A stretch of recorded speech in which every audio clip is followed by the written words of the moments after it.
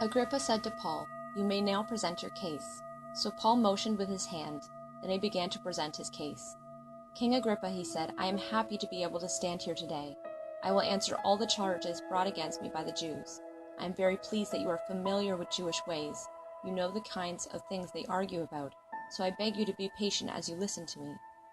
The Jewish people all know how I have lived ever since I was a child. They know all about me from the beginning of my life. They know how I lived in my own country and in Jerusalem. They have known me for a long time, so if they wanted to, they could tell you how I have lived. I have lived by the rules of the Pharisees.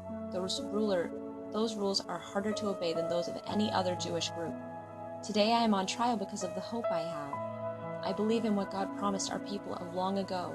It is the promise that our 12 tribes are hoping to see come true. Because of this hope, they serve with God with faithful and honest hearts day and night. King Agrippa, it is also because of this hope that these Jews are bringing charges against me. Why should any of you think it is impossible for God to raise the dead? I believed that I should oppose the name of Jesus of Nazareth, so I did everything I could to oppose his name. That's just what I was doing in Jerusalem. On the authority of the chief priests, I put many of the Lord's people in prison. I agreed that they should die. I often went from one synagogue to another to have them punished.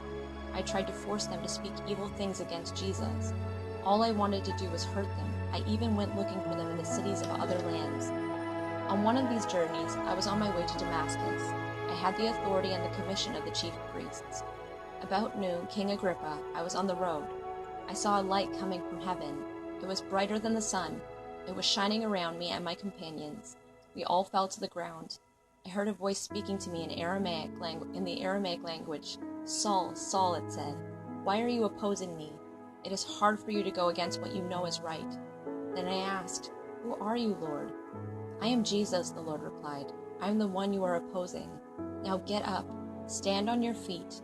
I have appeared to you to appoint you to serve me, and you must tell other people about me. You must tell others that you have seen me today. You must also tell them that I will show myself to you again. I will save you from your own people and from the Gentiles. I am sending you to them to open their eyes. I want you to turn them from darkness to light. I want you to turn them from Satan's power to God. I want their sins to be forgiven.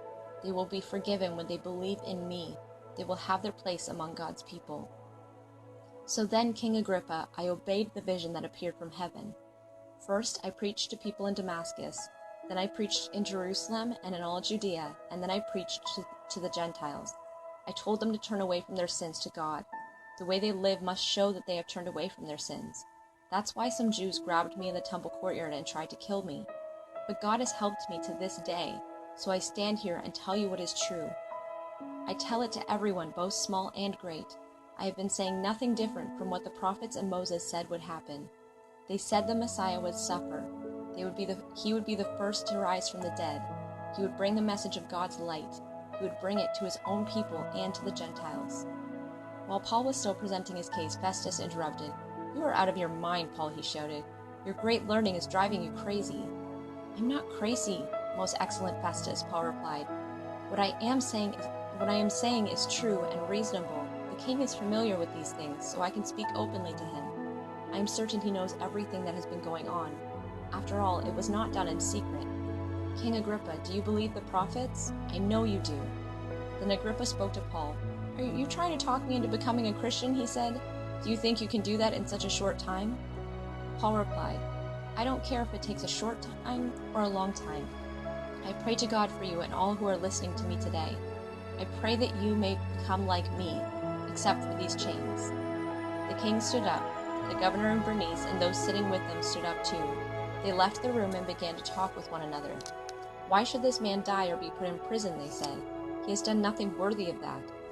Agrippa said to Festus, "This man could have been set free, but he has made an appeal to Caesar."